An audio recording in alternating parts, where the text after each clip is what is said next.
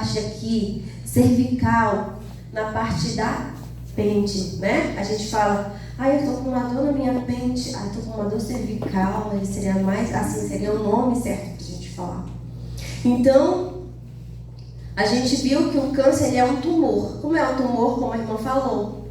Ele é uma bola endurecida, é um corpo estranho dentro do teu corpo. Então, o que é que o Instituto, olhem para mim, o Instituto Nacional de Câncer, o INCA, ele estima a cada triênio, de 2020 a 2022, que quantas mulheres vão sofrer de câncer? 16,590 mil casos de câncer de útero no Brasil vai acontecer. Ou seja, para cada 100 mil mulheres, 15.043 vai ter câncer do útero. Olha só, 15 mil mulheres para 100 mil já estão fazendo uma estimativa para triênio, ou seja, eles já estão estimando que isso vai acontecer. Mas nessa hora a gente diz, o sangue de Jesus tem poder, porque se não fosse o sangue de Jesus por nós, ou seja, de 100 mil mulheres, 15 mil vai ter câncer de colo do útero.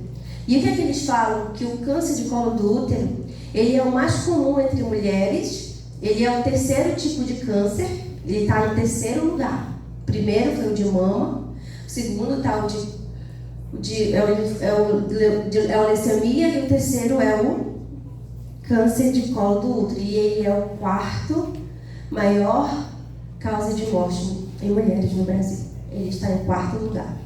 Então, o que causa essa doença? Vamos lá para a nossa folhinha. O que vem causar essa doença? A infecção pelo HPV. O que é HPV? São papilomas vírus humanos. São doenças sexualmente transmissíveis. HPV. E ela é transmitida como?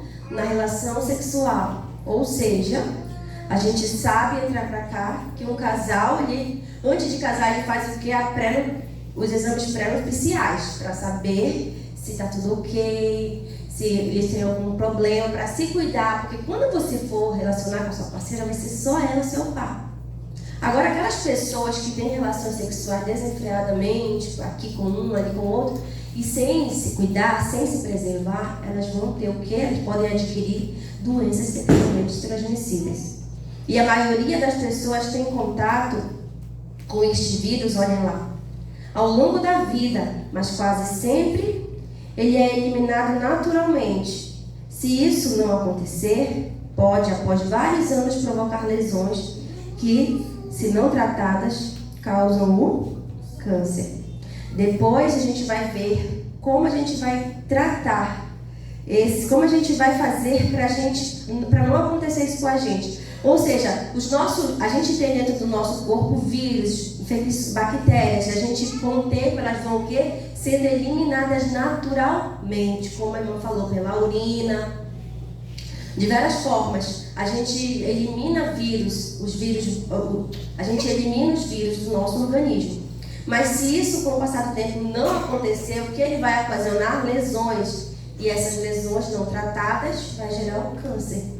E mulheres que fumam têm maior chance de ter câncer do colo do útero, pois o fumo facilita a infecção pelo HPV. Vejam que não foi só a relação sexual aí que foi gerar este câncer no colo do útero. O que? O fumo. E eu falo para vocês que o tabagismo, foi ele que fez com que a minha mãe tivesse câncer.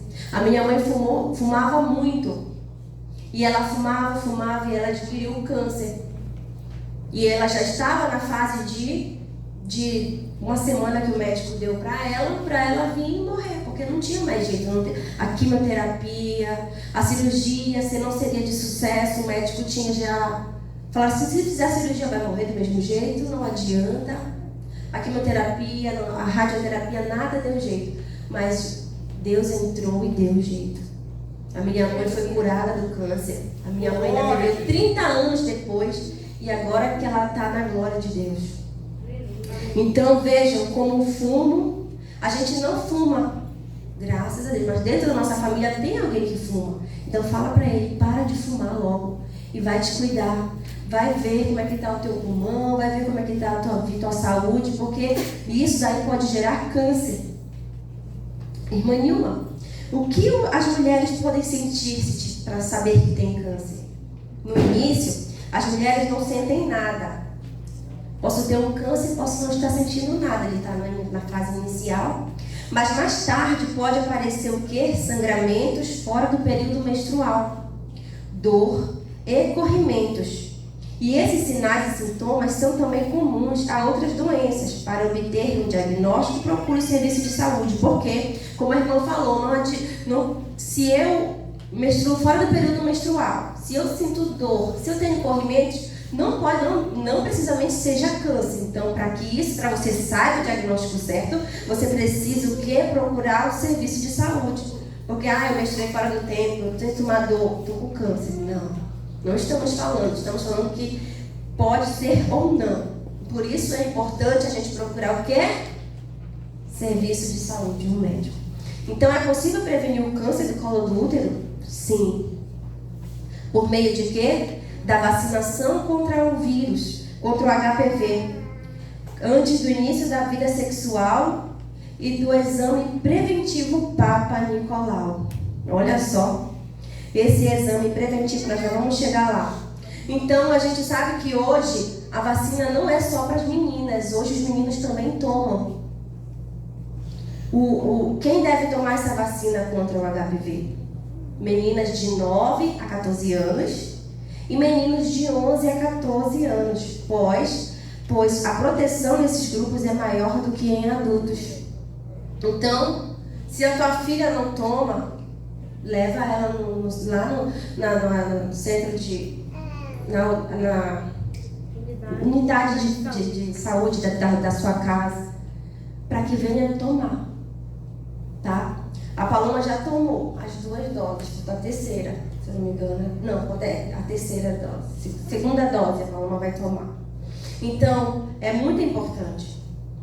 A vacina ela vem proteger contra os principais tipos de HPV causadores do câncer do colo do útero, mas não contra todos. Portanto, mesmo mulheres vacinadas devem fazer o exame preventivo na idade recomendada, que é após os 25 anos. Tem médicos que falam que 21, depois dos 21, tem uns que falam depois dos 25. Então, esse exame preventivo, Papa Nicolau, eu achei estranho o nome desse exame, né? Papa Nicolau. Mas é que o nome dele é esfregaço o nome desse exame, o nome científico é esfregaço cervicovaginal e colpocitologia oncótica cervical. Mas por que Papa Nicolau? Porque foi o nome do médico que realizou esse método no início do século. O nome dele era George Papa Nicolau. Aí então ficou batizado pelo nome deste médico. Então como é que vai fazer esse exame? Né? Bem aqui. O que é o exame preventivo? É o exame do colo do útero para identificar possíveis lesões causadas pelo HPV. É colhido o material do colo e enviado para análise de laboratório. O exame é simples e rápido e alguns podem causar incômodo ou sangramento, mas creio que não aconteça. E quem deve fazer esse exame preventivo? Mulheres entre 25 a 64 anos que já têm vida sexual ativa. Tá? Por quê? Porque como ele vai ser feito esse exame? Ele é um procedimento simples. Ele vai analisar amostras de células recolhidas do colo do útero. Como? Por meio de raspagem, com uma espátula e escovinha. O material vai ser feito e ele vai ser analisado no laboratório, né? Para detectar lesões pré-cancerígenas que pode ser tratado precocemente, ou seja, se houver alguma lesão e for logo detectado, ele não vai chegar a resultar um câncer. Então, é por isso que é importante a gente fazer esse exame preventivo. De quanto em quanto tempo esse exame deve ser feito? Com a evolução da lesão até o câncer, como a evolução da lesão até o câncer é lenta, o exame pode ser feito de cada 3 a 3 anos. Ou seja, como o próprio INCA faz. ele faz a estatística de triênio, ou seja, a cada 3 anos. A gente precisa fazer. Então, se esse exame vier a detectar alguma lesão no início, é possível prevenir o câncer? Sim, é possível no início. Se a gente conseguir, ele vai ser logo detectado e vai ser logo ocasionado a sua cura, a prevenção para algo não acontecer de pior. Eu quero ler aqui com vocês todo o folder e depois eu vou entrar aqui em uma explicação bem rápida. Porque antes dos 25 anos as mulheres não precisam fazer exame. Até essa idade, o câncer do colo do útero é raro e as lesões mais frequentes causadas pelo HPV são as que curam sem tratamento. Ou seja, se uma menina menos de 25 anos adquirir, ela vai se tratar de forma mais rápida, vai se curar sem tratamento. O próprio organismo dela vai fazer esse processo. E após 64 anos, se as mulheres fizerem o exame Papa Nicolau recentemente e os últimos resultados foram normais, elas devem ser avaliadas por um profissional de saúde. Sempre assim, o médico ele vai mandar fazer o exame, ele vai fazer biópsia, ele vai fazer vários exames para ele detectar essa doença de verdade, para ele poder entrar com a prevenção. Entretanto, a consulta ginecológica continuará sendo importante para avaliação de outras doenças. Quem aqui tem frequência no ginecologista? É difícil, é só quando a gente acontece alguma infecção, alguma coisa assim que a gente procura, né? A gente não costuma ter essa rotina com o médico. Então, essa é necessário, isso é uma necessidade, a gente fazer esse exame preventivo. Então, quais as orientações para as mulheres que vão fazer o exame? Preferencialmente, elas não devem estar menstruadas, nem devem ter tido relação sexual antes, ou uma noite anterior, ou feito uso de duchas, de lubrificantes vaginais, nas 24 horas antes ao exame. Olha só. Vejam como é importante. Se você for fazer, o médico vai te orientar tudo isso, com certeza. Mas eu quero que vocês olhem lá atrás, que diz assim: como uma forma de prevenção, a alimentação rica em legumes, frutas, verduras, fibras, cereais e que elimina os alimentos ultraprocessados, prontos para o consumo, aqueles prontos para serem aquecidos, ricos em sódio e açúcares, pode evitar o surgimento de 3 a 4 milhões de novos casos de câncer no mundo. Olha só como a alimentação, ela ajuda, ela previne. Como, irmãos? Por quê? Porque geralmente o câncer, eu quero falar aqui, do colo do útero, ele se desenvolve de forma lenta. Então, se a gente começar a se alimentar cedo, de uma forma saudável, com legumes, frutas, verduras, a gente vai conseguindo combater essas... Baixo, acabou aqui. Vai conseguindo combater essas...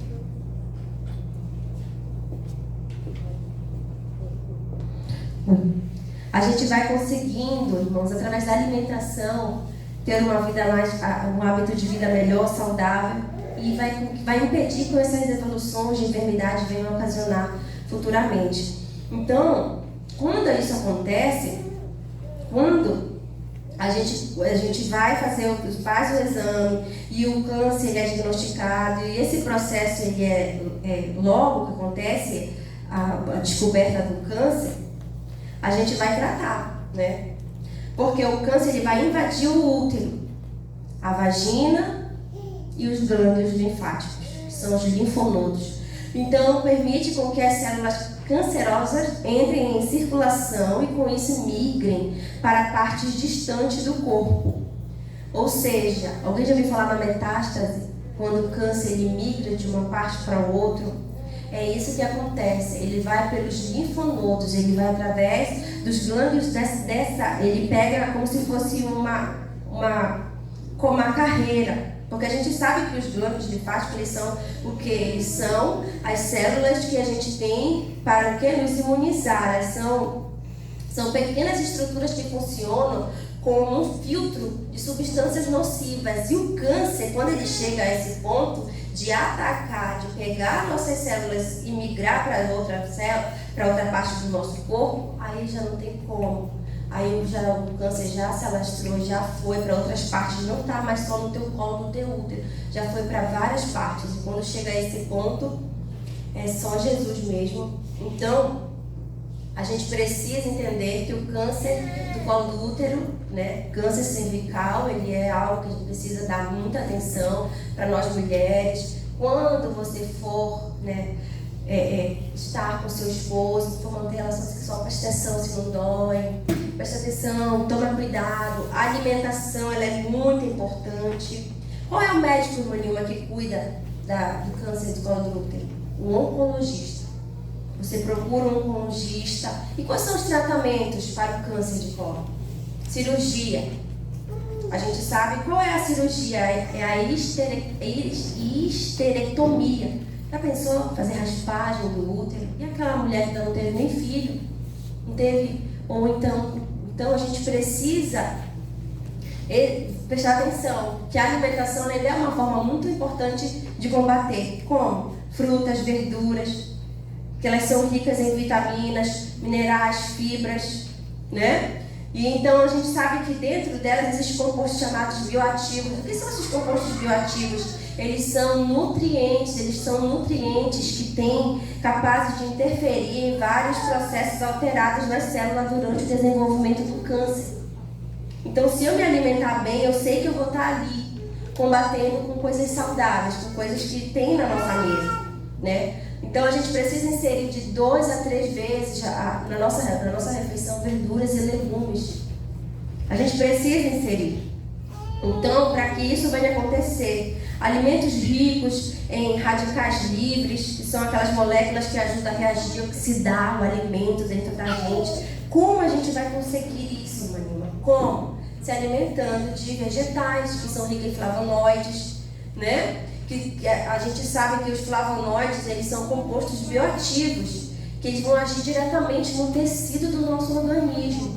E a gente vai encontrar isso no que, irmãos? Nas maçãs, nos morangos, nas uvas, nos tomates, que são aqueles alimentos da família da antocianinas, que dão aquela cor avermelhada. Então a gente sabe que o alho ele é um grande alimento também. As pessoas têm gente que não gosta.